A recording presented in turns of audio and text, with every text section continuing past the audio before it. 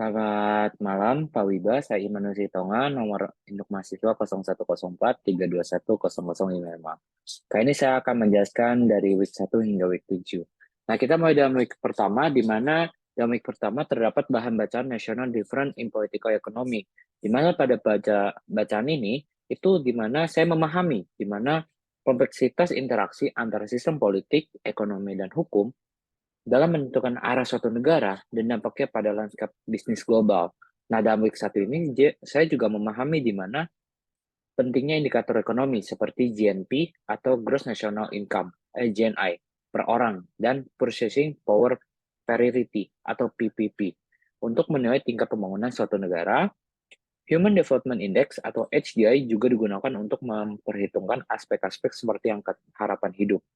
Dan juga dalam week 1 ini, saya menyadari bahwa pendidikan dan faktor geografis sangat memainkan peran penting dalam mempengaruhi pertumbuhan ekonomi.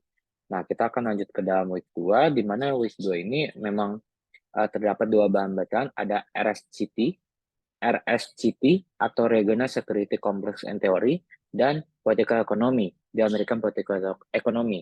Dan pada intinya, week 2 ini berbicara tentang keamanan internasional ini harus dikaji melalui perspektif regional. Dan week 2 ini menjelaskan bahwa hubungan antar negara menunjukkan pola yang teratur dan mengelompokkan secara geografis. Nah, seperti yang kita tahu, RSC ini merupakan Regional Complex Security, dan istilah RSC ini itu diciptakan oleh Buzan dan Weaver pada saat itu untuk menggambarkan struktur tersebut. Dan dalam materi The American Political Economy, karya Mark Allen Eisner, ini saya memahami di mana pembagian tugas antara ekonom dan ilmu politik menekankan pentingnya pemahaman tentang peran kebijakan institusi dan membentuk ekonomi. Dan pada saat di week kedua, terdapat rekaman video kelas, di mana saya memahami dalam rekaman tersebut terdapat 4 teori. Ada teori realis, liberalis, institusionalis, dan teori konstruktivis.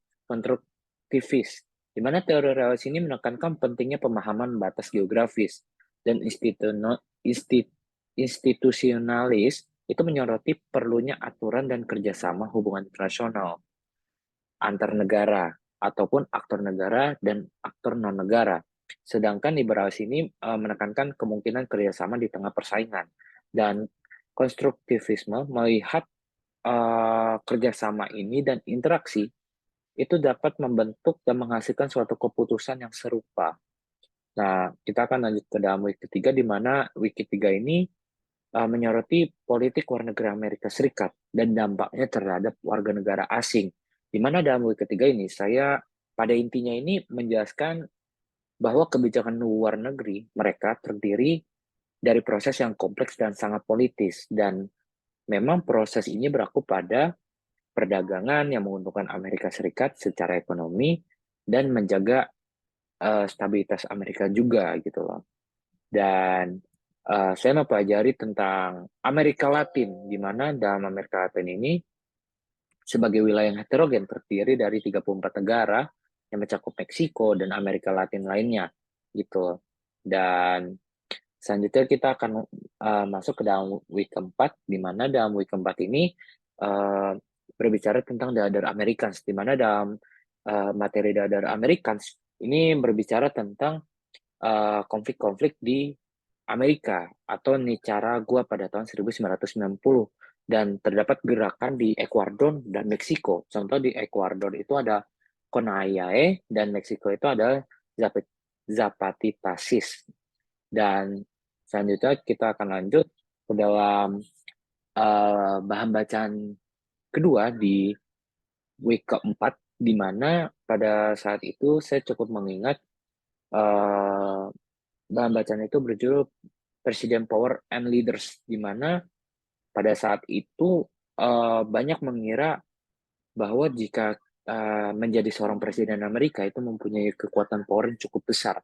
Ternyata tidak sebayang itu, di mana pada saat itu terdapat mantan presiden Amerika berbicara tentang kekuasaan presiden ini tidak sekuat banyak yang orang percaya. banyak hambatan juga dan banyak tuntutan yang dialami jika seseorang menjadi ketua presiden, jadi presiden negara dari Amerika Serikat, gitu. Dan kita akan lanjut ke dalam, materi dari, eee week 6, di mana dalam week 6 ini emang berbicara tentang, eee, theories and histories about the structure of contemporary international security. Dalam week 6 ini, terdapat 3 perspektif teoritis pada tantangan keamanan pasca Perang Dingin. Ada neorealis, globalis, dan regionalis, di mana dalam struktur ini merujuk pada prinsip pengaturan bagian-bagian dalam sebuah sistem dan bagaimana bagian-bagian tersebut dibedakan satu sama lain. Dan ya, perspektif neorealis ini berpusat pada negara dan didasarkan pada argumen tentang polarisasi kekuasaan. Nah, kita terdapat dalam week ke-6 juga, itu bahan bacaan The Military Establishment, di mana dalam bacaan 6B juga itu berbicara tentang mengenang pengaruh kekuatan super dari Eropa dan secara radikal mengubah pola penetrasi kekuatan super di Asia Timur Laut.